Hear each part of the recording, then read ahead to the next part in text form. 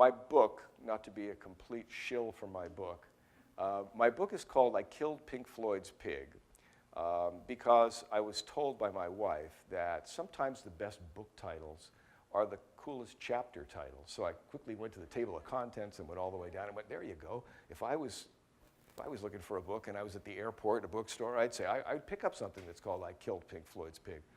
But Pink Floyd's Pig is a story. Again, I was working at this radio station, and Pink Floyd was coming to play in the stadium, 60,000 seats, sold out.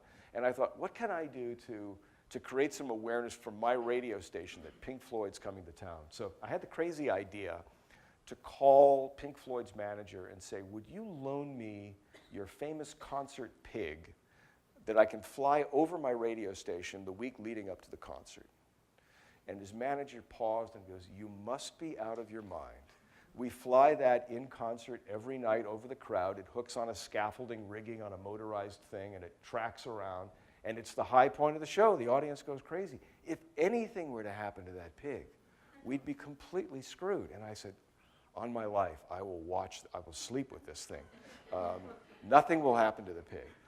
In a weak moment, they said yes. And I thought, this is terrific. So this crate arrives, and 300 pounds of pink fabric inside, and we hoist it up on the roof, and we inflate it with air, and it's flying about 80 feet above the radio station, and it looks majestic. It was just wonderful. And all the TV cameras, the helicopters were flying around, and people were pulling into our parking lot, taking pictures of themselves with the pig in the background. It was really glorious. This is a pig that has some experience in getting away. It was created for the album cover Animals that Pink Floyd put out, and Roger Waters wanted the pig created so it can fly over the London harbor. It's kind of a promotional stunt when the album came out. But it broke through its tethers and flew 30,000 feet to the point where pilots were reporting it. And it shut down Heathrow Airport inbound and outbound until they could retrieve the pig. So as I'm flying the pig above the radio station, I'm thinking, boy, I really hope it stays here. The morning of the concert, I had sworn on my life that I would deliver the pig to the venue by 12 noon because they needed to inflate it and put guy lines on it and hoist it up and do test runs and all of that. So the morning of the show, I get a call from my morning disc jockey at 6 a.m. and he goes, hey, look, I just pulled into the radio station and it's still dark outside, but I didn't see the pig. And I said, oh, it's got to be there. It's 40 feet long.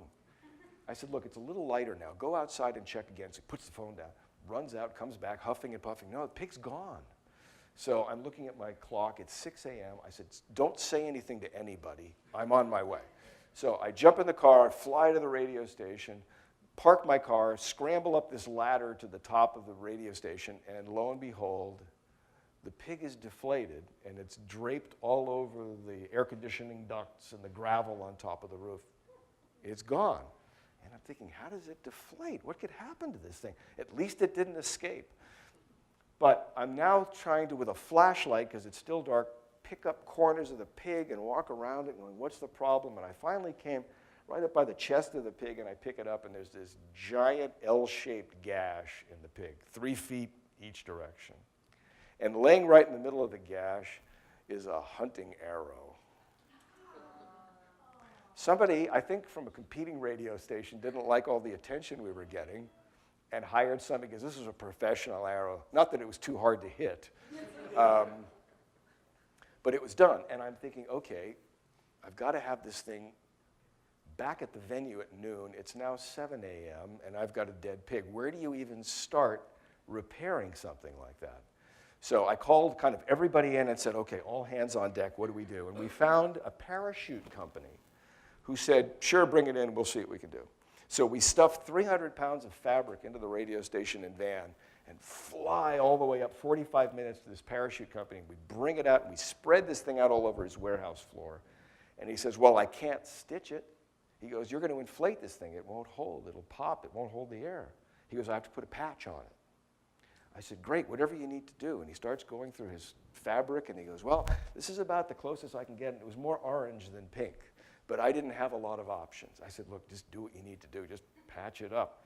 So he goes, give me about an hour. And I said, I don't have an hour. And he goes, give me half an hour. So he's laying down and putting this patch on, and he's stitching up the pig, and it all kind of settles in. It looks like it's okay. Stuff it in the van, and I'm looking at my watch, and it's 11 a.m., and we have to be an hour away in the Seattle Kingdom at noon. So we fly in there through wet streets and lots of traffic, and we get to the front of the venue, and here's this big giant man standing right on the loading dock like this, looking at his watch. And we come in at 11:59. I said, got your pig? So we open the doors, and his road crew take it, and it's all kind of all crumpled in a ball, and we kind of threw it to them, and they ran with it inside, and we got the hell out of there. And I never heard word one about what did you do to our pig.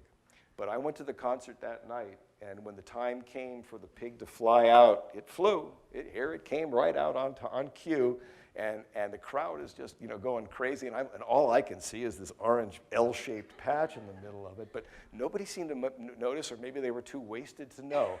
But but the point is that I got away with it. I dodged the bullet. I was responsible for killing Floyd's pig, and we did some emergency surgery to actually save its life.